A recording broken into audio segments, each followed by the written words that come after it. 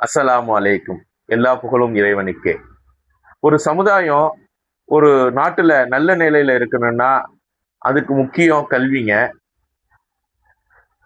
அந்த கல்வியின் மூலம் அவங்களுக்கு கிடைக்கக்கூடிய வேலை வாய்ப்புங்க. இப்ப பாத்தீங்கன்னா இஸ்லாமிய சமுதாயம் கல்வி பயில்றாங்க. ஆனா யாருமே கவர்மெண்ட் வேலையில அதிகமான பேர் இல்லைங்க. அதுக்கு உண்டான முயற்சிய நமது ஜமாத் தலைவர்களோ, இமாம்களோ, இல்ல சமுதாய தலைவர்களோ யாருமே முயற்சி எடுப்பதா தெரியலைங்க.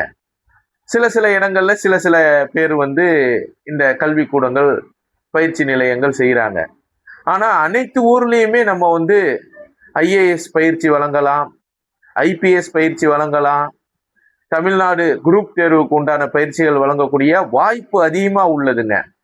பள்ளிவாசல்ல இடம் நிறைய இருக்கு, மதரசாவுல இடம் நிறைய இருக்கு, மண்டபங்கள் இருக்கு. எல்லாம் இருந்தும் எந்த விதமான முன்னேற்பாடும் நம்ம செய்யறது இல்லை. இந்த இளைஞர்களை, மாணவிகளை ஊக்கப்படுத்தி கவர்மெண்ட் வேலைக்கு அவங்கள தயார்படுத்துற நிலையில நம்ம இல்லாம இருக்கிறோம். நாம பள்ளிவாச கட்டுமானத்துக்காண்டி பல கோடி ரூபாய் செலவு பண்றோம்.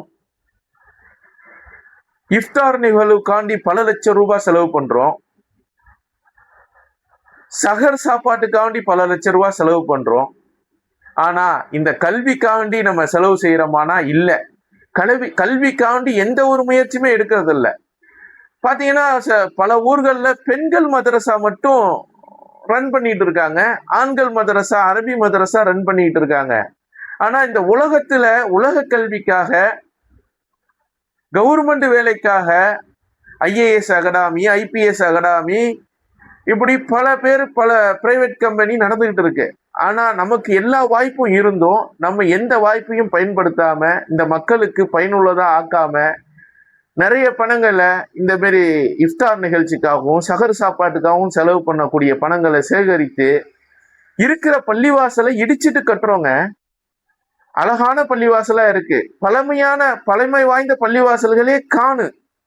நம்மளுடைய பின்வரும் சங்கதிக்கு நம்ம தெரியப்படுத்தணும்னா பழைய நினைவுகள் இருக்கணும். அது இருக்கணும்னா அந்த பழைய பள்ளிவாசல்கள் இருக்கிறதால என்ன பிரச்சனைன்னு தெரியல. சின்ன பள்ளியா இருக்கு, இடம் பத்தலன்னு சொல்றாங்க. ஒரு பள்ளிவாசல்ல இடம் பத்தலன்னா சைடுல கிடக்கிற இடத்துல அழகா தொழுவலாம். நம்ம பெருநாள், ஜும்மா, 27ஆம் கிழமை தொழுகையை தாண்டி வேற எந்த தொழுகைக்காண்டி கூட்டம் அலமோதுன்னா கிடையாது. இப்ப வக்துல 5 வக்து தொழுவைக்கும் சராசரியா சில பேர்கள் மட்டும்தான் தொழுவுறாங்க. அப்படி இருக்கிற பட்சத்துல அழகான பள்ளிவாசல்களை இடிச்சிட்டு புதிய பள்ளிவாசல் கட்டுறதுக்காண்டி பல கோடி ரூபாய் செலவு பண்றோம். நம்மள்ட்ட இட வசதி நிறைய இருக்குங்க, தொழுவுறதுக்கு இட வசதி நிறைய இருக்கு. ஆனா அதுல நின்று தொழுவாம உள்பள்ளியில தான் தொழுவணும்னு நினைச்சுக்கிட்டு தொழுவுறோம். சரி, ஆனா இந்த எதிர்கால சங்கதிகள் நம்ம நாட்டுல கால் ஊன்றி நிக்கணும்னா அவங்க நல்ல வேலைகள்ல இருக்கணுங்க. அதுக்கு தாசில்தாரா இருக்கலாம், போலீஸா இருக்கலாம், ஐபிஎஸ், கலெக்டர், இப்படி பல வகையில நமக்கு ஒத்துழைப்பு தரக்கூடிய பதவிகள்ல வரணும்னா நம்ம அவருக்கு பயிற்சிகள் கொடுக்கணும், அதுக்கு உண்டான ஏற்பாடுகளை செய்யணும். நம்ம காலம் முடிஞ்சிடுச்சு.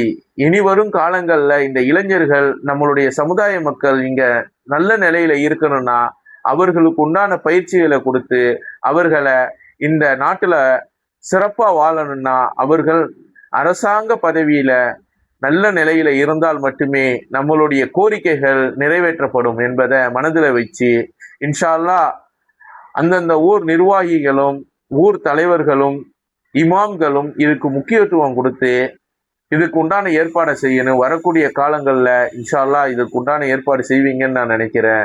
அஸ்ஸலாமு அலைக்கும்.